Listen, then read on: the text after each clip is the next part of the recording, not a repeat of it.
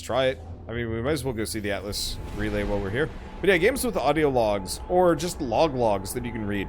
Those are interesting, oftentimes because the logs specifically set the scene for your current location, your current activity, or something like that. Let's see. Oh, I apparently own Project 5 sites here. Well, huh. Anyway, let's see this sucker. I wonder if this guy's changed at all. Probably not. He got a lot more sinister.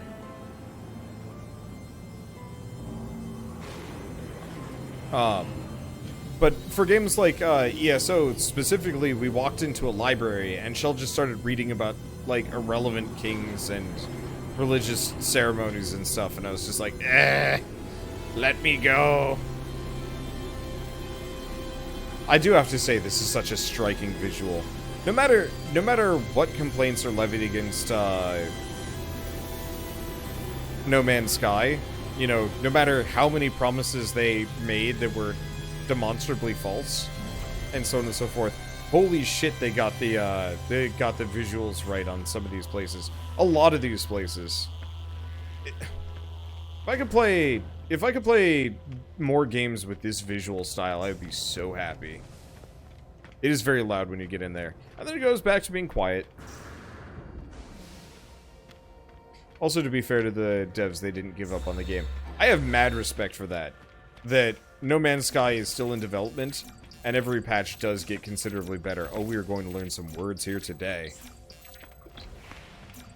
Like, I wouldn't say that this is perfect, far from, but, like, it's getting better with every update, and, like, someday, maybe, this game will actually be, like, what they promised it to be. I just hope that they stick with it that long. They probably won't, just because budgets are a thing and games are expensive to make. But, like, I'm happy with how far this game has come since.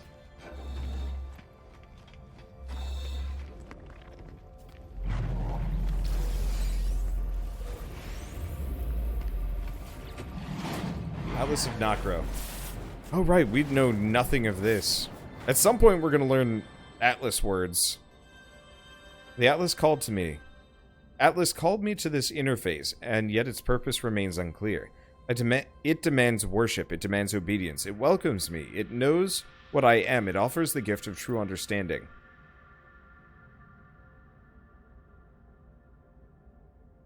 But why?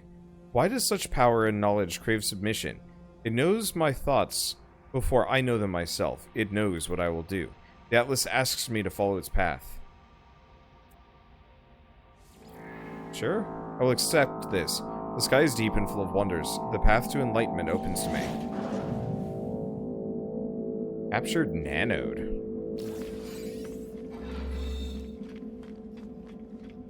So you know what game I miss? I found your channel because of it. It was a game called Grav.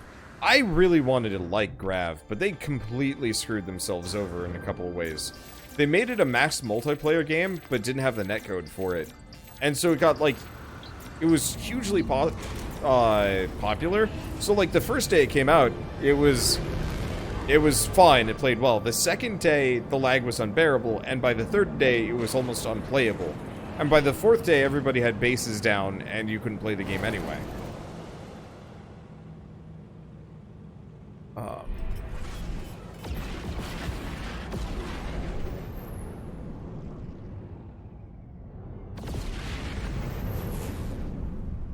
Let's see, there it is.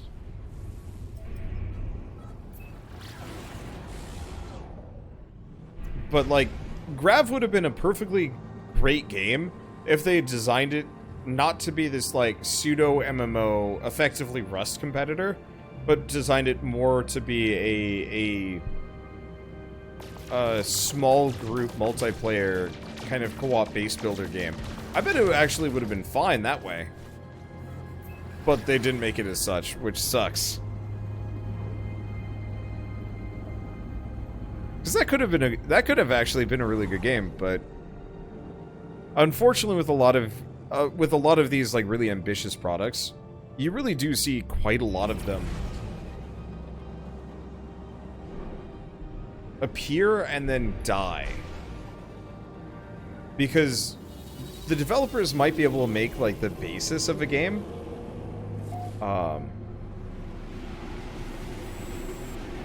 But they can't finish it. And a lot of cases, it has to do with, it's a mixture of scope and budget. It's very rare to see a game like No Man's Sky with this level of budget and dream and, like, I'm gonna say insanity. Like, if somebody had pitched this game to me and I was like an investor, I'd be like, holy shit, you're not finishing that. Like, I'm not gonna stop you, but, like, there's no way you're finishing that. Good luck. And, you know, I was still, you know, tentatively positive because I was like, yeah, you know what? They might get something done. They might make it halfway good. And you know what? They succeeded. Then they kept going. Most dev studios die within the first, like, 3 months of their Steam launch. There was a game that I was really excited for called Orlight years ago. Let's see, mining beam module. Let's see. I want a scanner module, but I'll take the mining beam module for the time being. Because I want to get the S-tier scanner modules for free money. That's a sweet-looking gun. It is way cooler looking than the the Busto Buster compared to the Harbinger of Harmony. At the same time, I don't think I'm giving up my busted nonsense. As cool as that gun looks.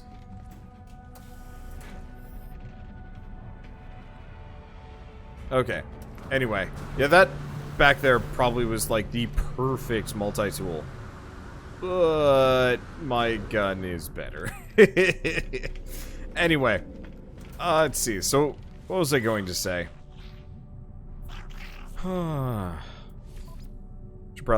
Browse missions, see what I can grab.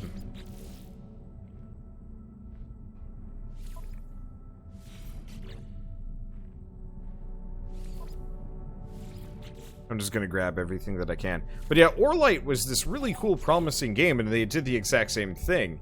It was one of those where it could have been this amazing and interesting game, but hey, guess what? They didn't have enough budget or know-how, and the netcode was terrible. So it actually got, I remember they put out like 1 or 2 patches, and I was like, oh, hold off for a little bit. And then they just deleted it from Steam. And so, like, I am a proud owner of Orlight that I'm not entirely sure if I can even launch the game. I might be able to. Last update for Grave was March... Oh, Grav was March 2017. Last announcement was July 2017. Definitely seems dead. Oh yeah, they ran out of money. They had to have. Maybe they could somehow, like, salvage that shit, but, like, most studios are doomed to fail. And it's actually... It sucks, because, like, in a perfect world, all of these developers would have the opportunity to actually, like, bring their game to completion and actually make it good. But it's not possible. I was reading... let's see, what is it? Log. Oh, did I not kill that guy? Oh, wait, no, I know where he is. So I think I just need to scan things and kill creatures. So scan minerals, kill creatures. Let's go find some creatures to murder. Also, thank you, Ash, for the 25 bits for my most watched YouTuber and streamer. Well, thank you so much.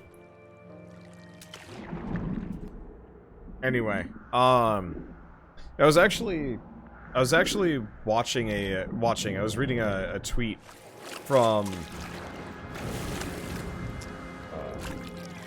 Kit Fox Games, Tanya Short at Kit Fox Games. She's their, like, PR outreach community manager type person.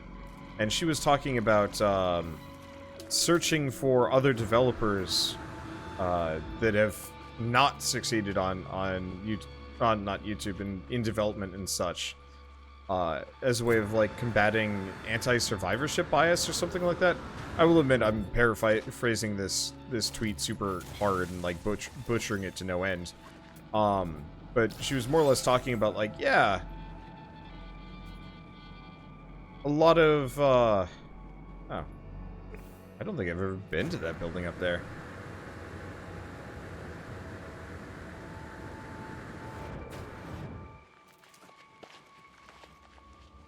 Let's see. Ooh, unknown building that is probably just a... What the... Oh, it's the trade terminal. This actually might not be a bad idea. My inventory is kind of full. What do I have in here that I don't need? They sell the nitrogen? Let's sell the dihydrogen. Let's sell the... that. Let's sell the salt. Problem is I don't want to sell anything because it's potentially useful, which is kind of a problem. I don't know. Come on, where's some critters to murder? I guess I can also just go for buried tech modules until I find and murder things. Let's see, what was the game where your brother had bully problems and took the form of a giant bird? That was Sea of Solitude? Sea of Solitude. That was a cool game. I really enjoyed that. It wasn't... I was hoping that wasn't going to be allegorical to life and that you were actually just a monster girl trying to survive while, like, horrible monsters were trying to kill you, but... Oh well. I'll take what I can get. Oh, you know what? I shouldn't be doing this on my home planet, actually. Reason being... we've already scanned everything. And also, we're not getting any more language stuff here, so it's kind of pointless.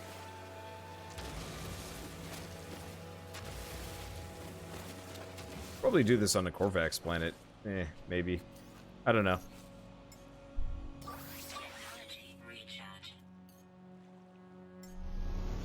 Oh, right. I had a multi-tool.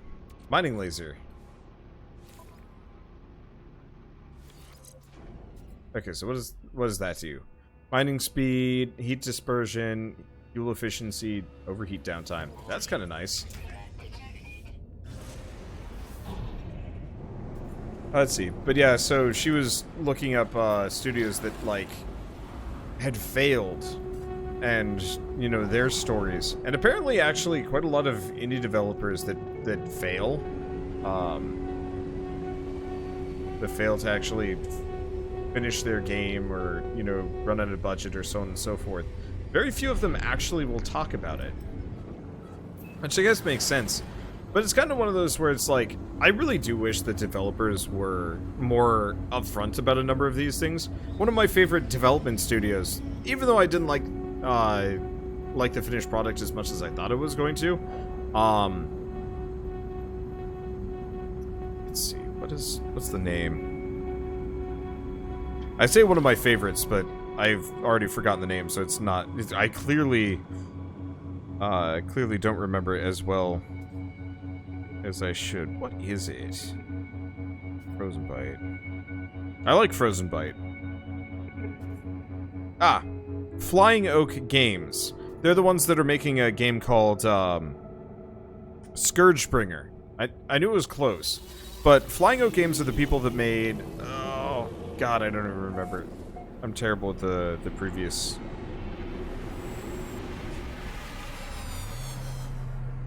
Trying to remember the previous game they've made.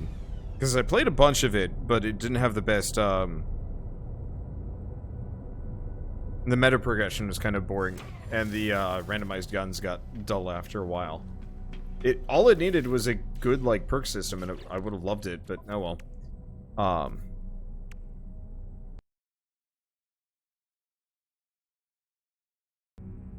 Let's see. Oh, while we're here, we should probably fuel the hyperdrive.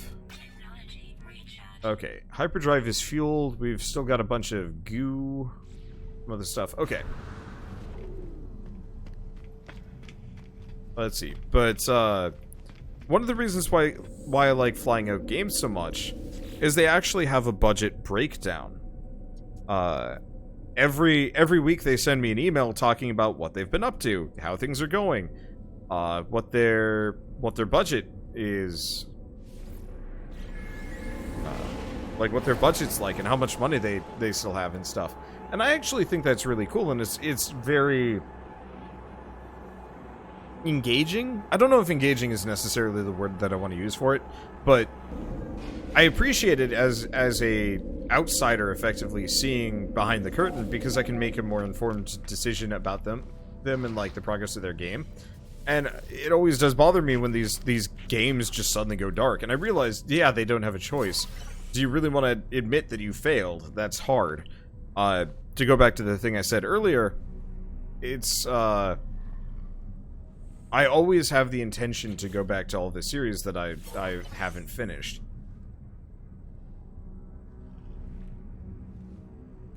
And so I think a lot of these developers do still want to finish the game, but maybe they don't have the money. Maybe they don't have the manpower. Maybe they don't have the skill. And I do actually truly wish that they were more upfront about it, because, like, I'm much more willing to forgive a developer that's like, hey, yeah, we just don't have the money to work on this. We'd still love to, but we can't. Easy example of this is actually Cavern Kings. And you know what? Maybe I should actually sit down and actually just restart my series on it. Whoa, that was some bass. I have neighbors that listen to really, really loud bass music sometimes. Did I already kill this guy? I swear I already killed this guy. I guess not.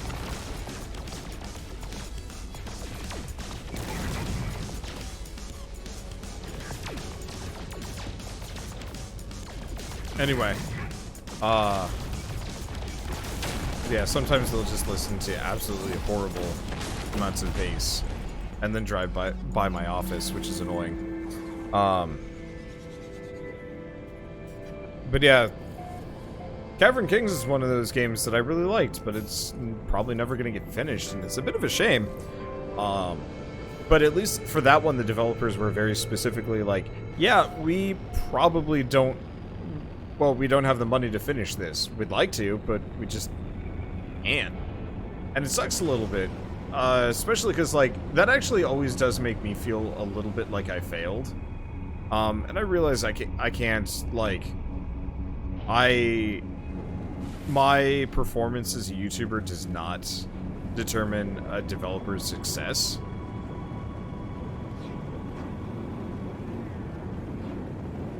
Let's see.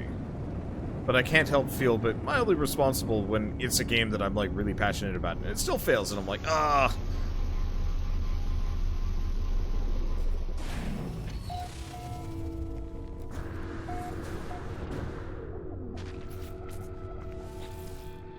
But what can you do? Okay, sodium nitrate, antimatter, and ionized cobalt. Do I have to? I thought somebody said you could do this without. Let's see. Like, you wouldn't have to repair the whole thing, and you'd actually just spend more money or something. Doesn't look like that's the case. Okay. Well, I can probably make most of this. Let's see. Well, we can make the antimatter. Turns out antimatter is mad easy to make now. Let's see. Honestly, I'm envious you do this for a living and have people to talk to in your stream. Your ADHD makes it hard to finish a game. I try and stream it. Stream to give me a reason to actually finish the game. Never get anyone joining chat while I play. Honestly, my recommendation with that would actually be start with YouTube.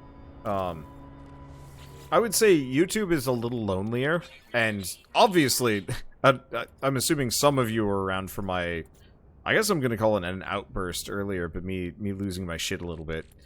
But, like, starting with YouTube, it gives you the reason to finish it, and you're more likely to start picking up a couple of people, and then once you have, you know, a couple hundred, actually use Restream to stream to all of them. I'd recommend leaving up the YouTube videos if you can. Even, like, get the proper SEO, like the title, tag, description, so on and so forth. If you can. Because the only reason why I'm an even remotely close to successful streamer is entirely because of my YouTube channel. I'm a garbage streamer as far as, like, actually marketing. Sometimes I get some success, but for the most part, it very much is people find my YouTube channel and then find my Twitch channel. It's not always the case. We don't have any cobalt, do we?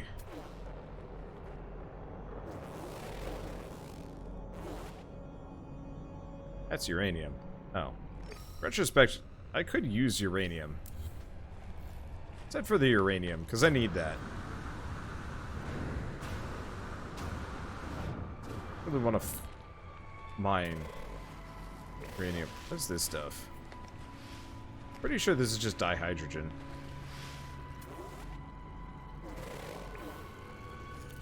I mean, we need it for some other stuff.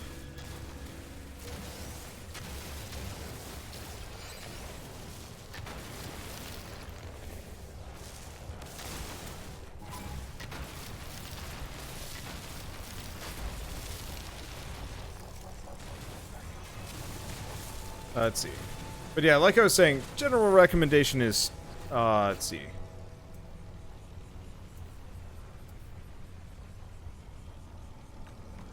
Okay. Change size. There we go. General recommendation is always start YouTube first. And even if you don't have anybody there to chat with, it's always best to pretend that you do. Like, I could turn off chat right now and have a conversation with you all. It'd be a little bit more one-sided, but I could still pretend that I'm talking back. And it's kind of a rough skill to work with, and it's harder, especially if it's untested. But, like, go back and watch my Dust Force series. By the way, the textures are freaking out, so, like, it is not the stream dying, it is absolutely the game. Because effectively what it's trying to do is dynamically redo the textures every single time I laser this. Which, of course, I'm doing it constantly, so it's freaking out. I swear they had a better system for this previously, but then again, my computer's having problems, and they might have switched the system. I don't know. But, yeah, tricks to maintain commentary with no one around. One, absolutely always want to do that. I will have dead nights. Even with 100-something people watching, nobody will say a thing for like 5 minutes just because everybody's sleepy or just really engrossed in the game, and that's fine. But when that happens, the trick is, I mean, if you're still learning, get a stuffed animal, get an action figure, talk to that thing. It's easier to talk when you have a focal point to talk to. If you can, co-commentary helps a lot, but that's not always possible. So, like I said, having a doll or a dog or a cat. Admittedly, your cat's probably going to walk off, but still. I got kind of lucky, sort of. I didn't really have much to use in this manner when I first heard this bit of advice. And then I think the same day, within like 10 minutes of me getting this piece of advice of like, talk to a doll, I got an email from Joe Mirabello, the developer of Tower of Guns and Mother Gunship, which absolutely fantastic games if you haven't tried those. But he specifically emailed me and was like, hey, my wife is crocheting a bunch of really adorable little Hugbots.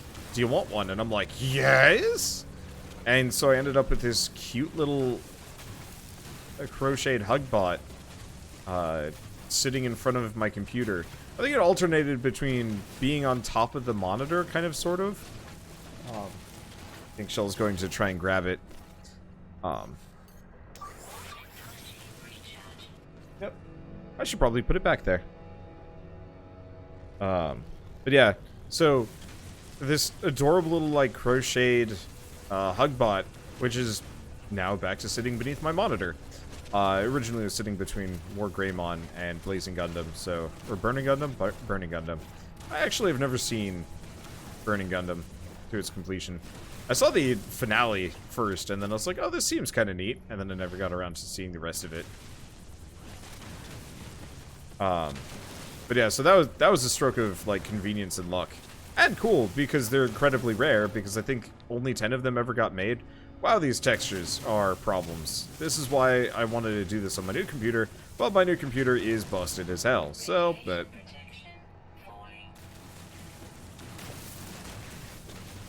yeah, I don't know. Streaming is actually one of the main reasons why I finish games at all. Shell is the other reason. If it were me just playing games for myself, I don't know what I'd be doing. I cannot tell if this is gold or schmutz. There's like a little bit of gold in here, but I'm losing interest, so let's keep going. Where do you find cobalt?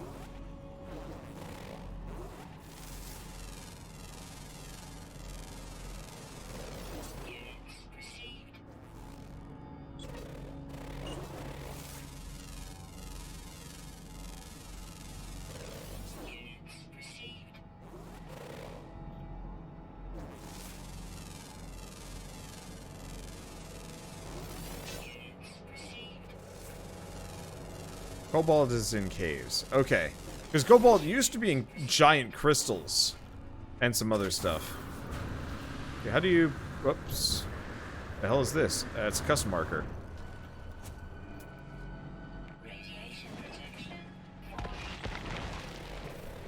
Okay, there we go. Caves.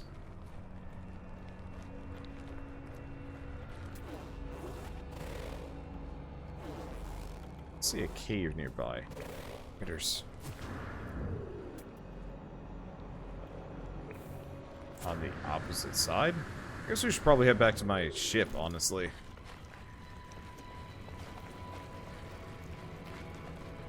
Okay. Yeah, now it's down in caves. Keep that in mind. Oh. Cobalt.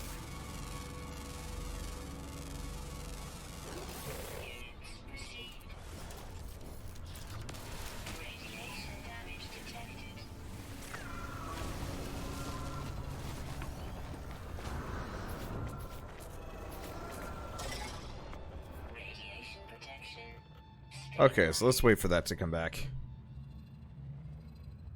Because this is going to take a while.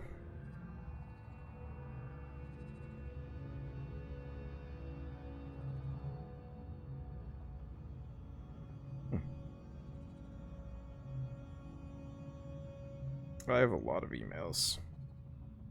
It is altogether way too many.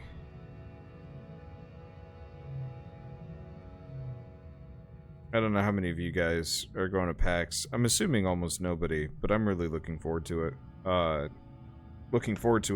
Problem is I'm going as press, and effectively, I get like 30 emails a day being like, play our game, come find our thing.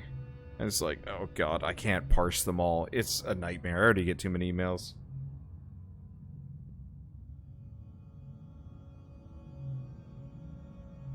Like, I straight up get way too many emails in a given day. And it is... Oh, hey, cave. It is, like, legitimately nightmarish trying to keep on top of them all.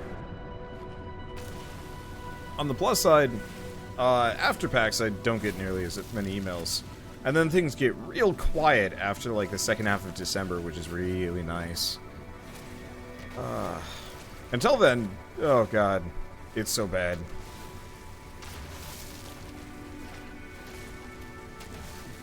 But yeah, I have no idea how to get hydration bot on my channel.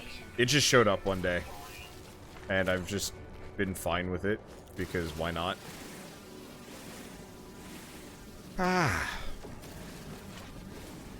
Well, good to have all this cobalt now.